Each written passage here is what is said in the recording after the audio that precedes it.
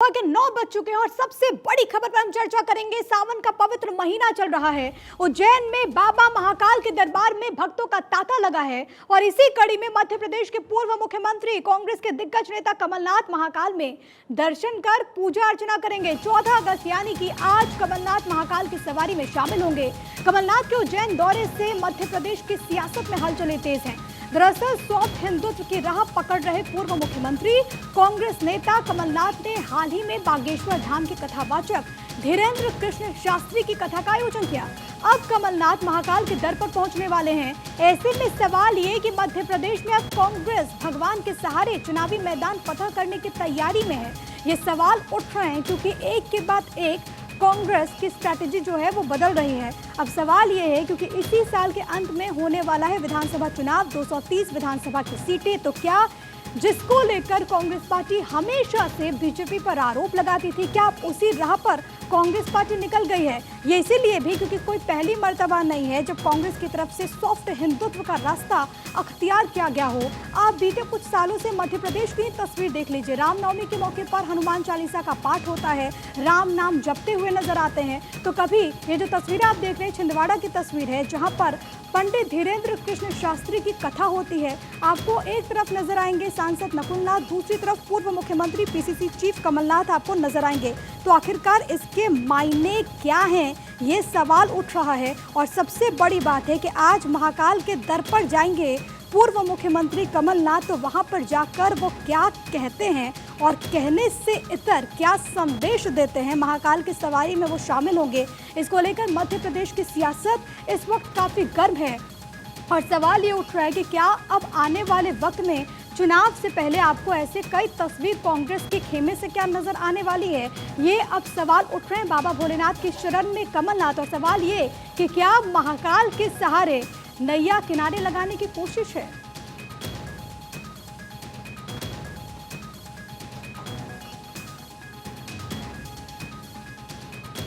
देखिए सवाल तो उठ रहे हैं, लेकिन आपको ये समझने की जरूरत है कि आखिरकार सियासी समीकरण क्या कुछ है। तो ग्राफिक्स के जरिए आपको हम ये समझा देते हैं कि विधानसभा के इस लिहाज से क्या कुछ सियासी समीकरण है। देखिए 82 सीटों पर आदिवासी वोटर्स जो हैं वो मध्य प्रदेश में काफी मजबूत स्थिति में हैं। 230 विधानसभा की सीटें हैं। पिछली मर्तबा कांग्रेस ने जीत हासिल की थी, लेकिन उसके बाद तख्ता पलट हुआ।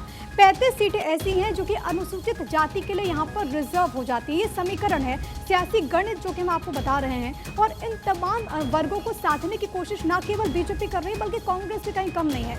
47 सीटें ऐसी हैं जो कि अनुसूचित जनजाति यानी कि एसटी के लिए रिजर्व्ड है। आदिवासियों के बीच में तमाम दल जाने की कोशिश कर रहे हैं, लेकिन सॉफ्ट हिंदुत्व का मुद्दा इसमें कोर में नजर आ रहा है क्योंकि अब जो कमलनाथ हैं वो महाकाल के दर्शन करने जाएंगे।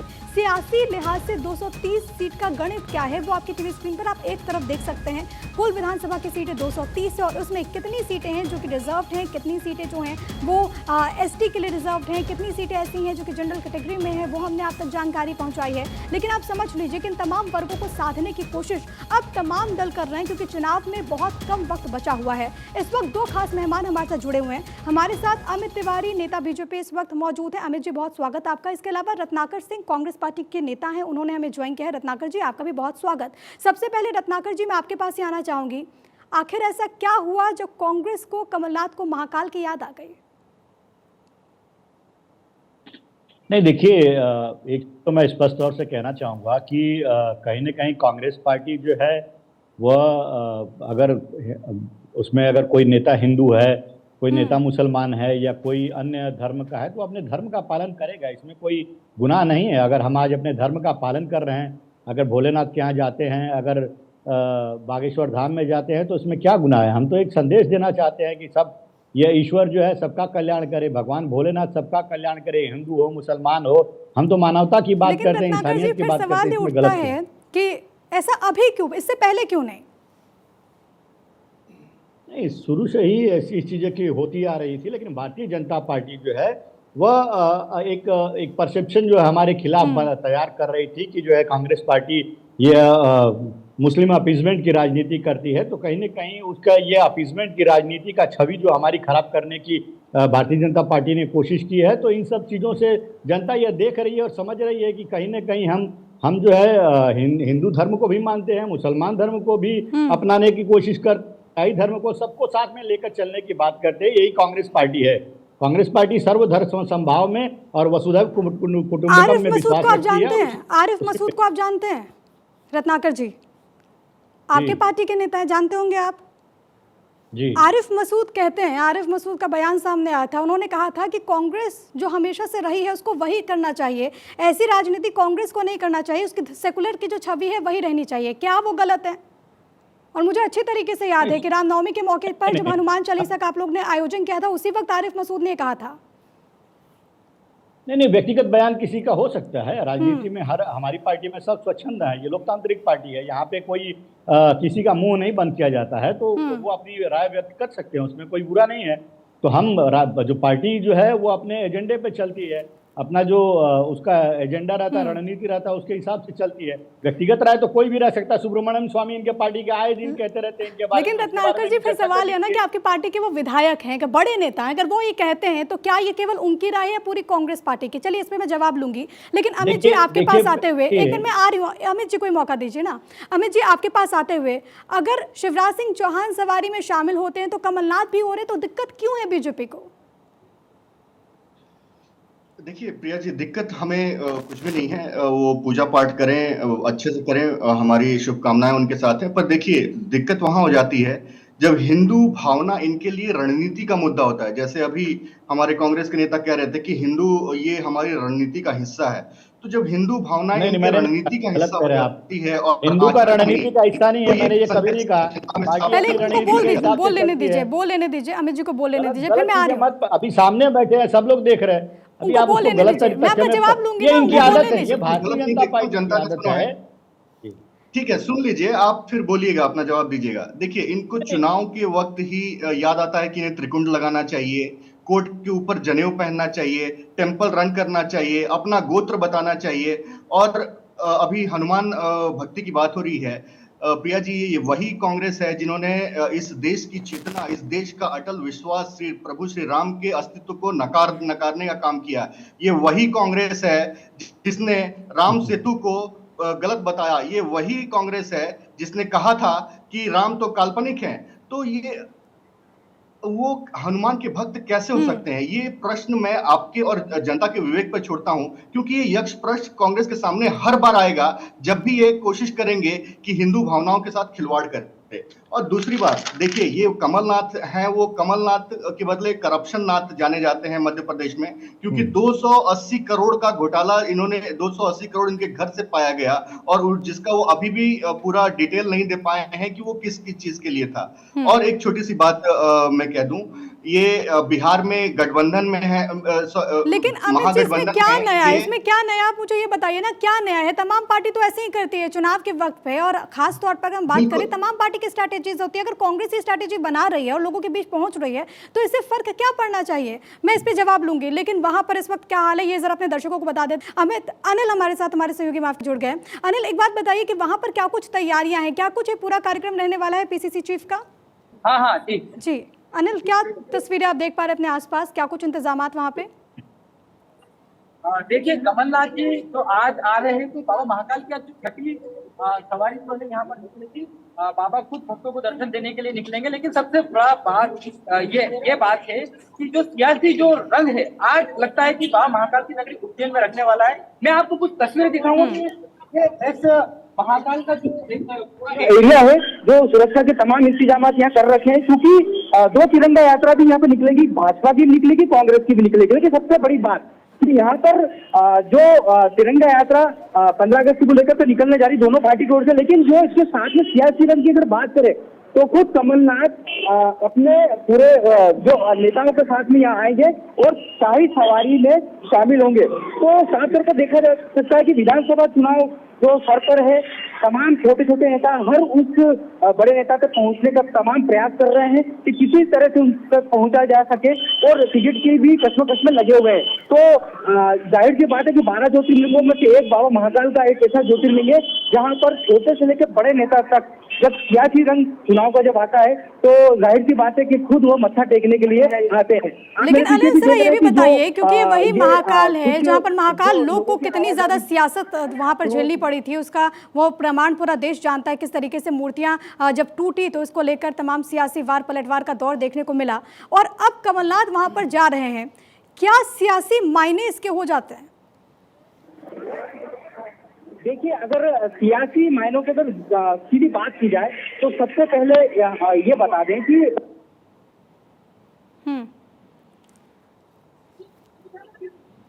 अनिल, आपकी आवाज़ नहीं आ रही, शायद यहाँ पर कुछ टेक्निकल इश्यूज़ है, लेकिन ये तस्वीरें आप हम तक लगातार पहुँचाते रहिए। हमारे साथ दो खास मेहमान भी, अमित तिवारी जी और रत्नाकर सिंह भी मौजूद हैं। अमित जी, मैं आपके पास आऊँगी, आप अपनी बात जल्दी से पूरी कर लीजिए, फिर मैं रत्नाकर जी के पास जाऊँगी। जी प्रिया जी, देखिए मैं ये कहना चाह रहा था कि बिहार में ये गठबंधन, इनके महागठबंधन में बिहार से आरजेडी और जेडीयू आती है, और बिहार में ही कुछ महीने पहले बाबा बागेश्वर नाथ वहां पे गए थे, और उसी तरह आरजेडी के बड़े लालू जी के बड़े बेटे और कैबिनेट में मिनिस्टर भी हैं, वो तेज प्रताप ने क्या कहा था, किस तरीके से बाबा बागेश्वर नाथ का उन्होंने विरोध किया था बिहार में, उस पर कमलनाथ जी का एक भी बयान नहीं आया। अगर आया है तो वो आज गठबंधन में उनके साथ क्यों है?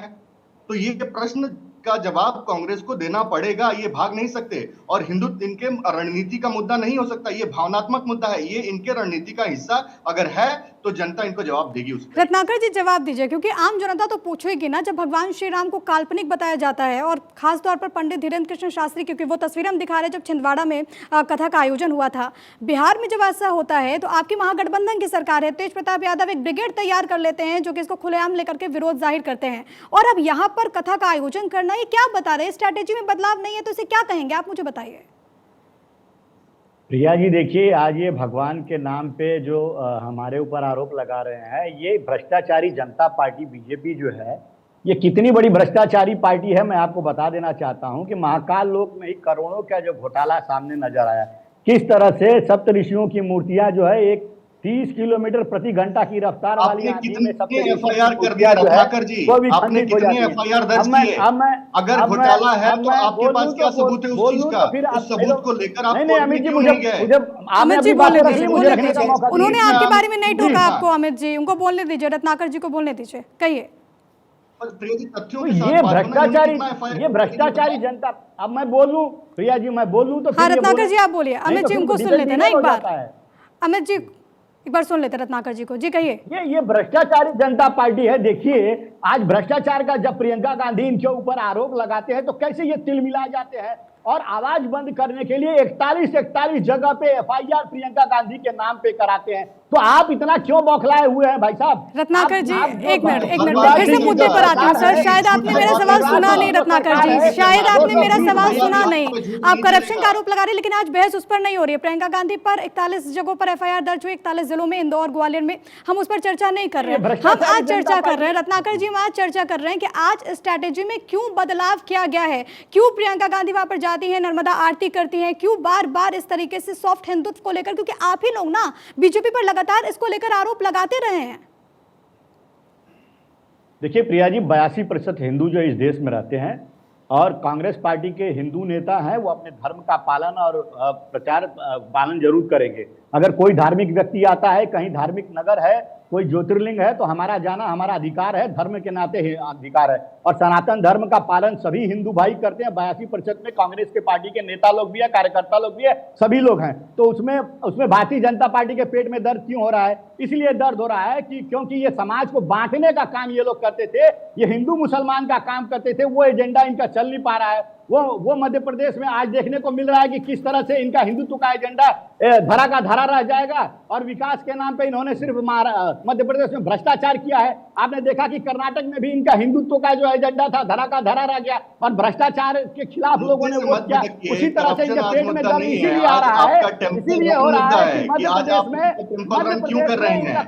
औरंगजेब के मजार को जाने वाले लोग आज प्रभु श्री राम की शरण में आए। आपको बोलने नहीं दूंगा, नहीं तो और क्या है? बोलने नहीं दूंगा। औरंगजेब के मजार नहीं सर, ऐसे बहस नहीं होगी, ऐसे बहस नहीं होगी। बहुत अच्छे से बहस करते हैं ना, बहुत अच्छे से चर्चा करते हैं ना, जो इस वक्त हमारे लोग देख रहे हैं, हमारे दर्शक देख रहे हैं, वो भी कुछ समझे। ऐसे एक दूसरे का अगर आप ऐसे करेंगे, आरोप प्रत्यारोप करेंगे, तो आम जनता तक कुछ नहीं जाएगा। मैं लौट रही हूँ, आप दोनों से मैं इस पर जवाब लूंगी, लेकिन मेरे साथ मेरे सहयोगी अनिल बैरागी एक बार फिर से जुड़ गए, उनका भी रुख कर लेते हैं। अनिल, इससे पहले कुछ टेक्निकल इशू आ गया था, मेरा सवाल यही था आपसे कि सियासी तौर पर इसके क्या मायने हैं, क्योंकि महाकाल लोक को लेकर काफी सियासत हमने प्रदेश में देखी है, और और अब पूर्व मुख्यमंत्री कमलनाथ वहां पर जब पहुंचते हैं, क्या संदेश देने की कोशिश, क्या मैसेज देने की कोशिश कांग्रेस पार्टी कर रही है? जी बिल्कुल, अगर बात की जाए तो महाकाल में खुद मत्था टेकने के लिए कमलनाथ खुद आ रहे हैं। और जो बिखराव जो हमेशा कांग्रेस में रहता है, कहीं ना कहीं निश्चित तौर पर उनको समेटने में खुद प्रदेश के जो कहे कि कांग्रेस के बड़े नेता कमलनाथ जी वो लगे हुए हैं।